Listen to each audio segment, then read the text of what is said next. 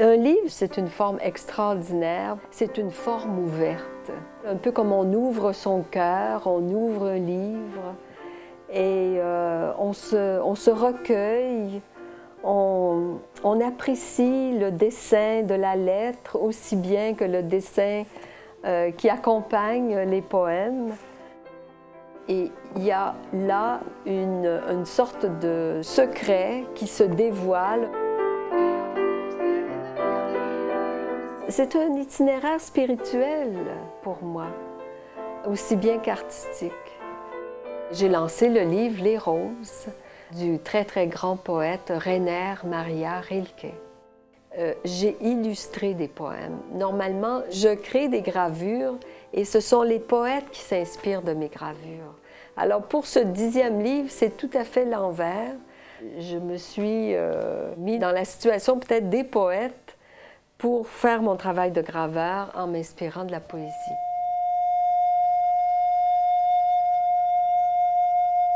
Si ta fraîcheur parfois nous étonne tant. La musique qui accompagnait la lecture des poèmes. It's because you yourself, way inside, rest. Pétale contre pétale. J'avais jamais fait des lancements avec des lectures de poèmes. Tant de pages de bonheur détaillées qu'on ne lira jamais. C'était une façon de célébrer 30 ans de métier pour moi et mon 10e livre.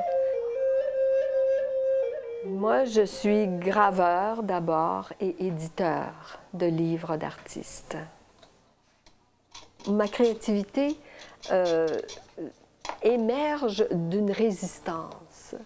Alors, quand j'ai un outil qui résiste contre le bois ou contre le métal, il y a quelque chose en moi qui monte à la surface et qui s'exprime, quoi. Et ce que j'essaye, moi, dans mon travail, c'est plutôt de saisir des rythmes pour traduire ma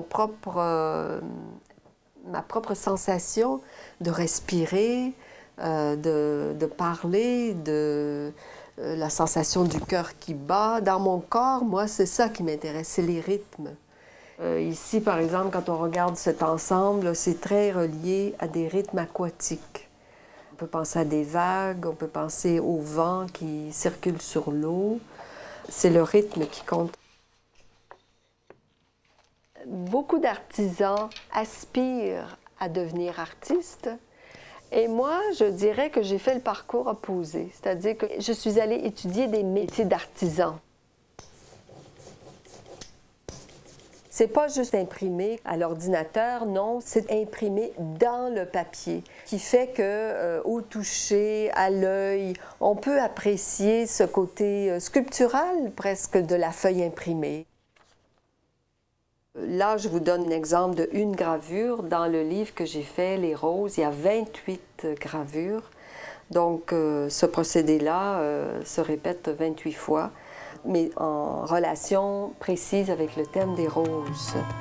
Découverte, la fortune du poème. Dans les 9 autres cas, j'ai créé une suite de gravures et j'ai invité un écrivain à travailler d'après les gravures. Je me sens vraiment comme fécondée par l'écrivain. Par exemple, Régent Baudouin a écrit ses poèmes et il a donné le titre « Aléa ». Le livre reste.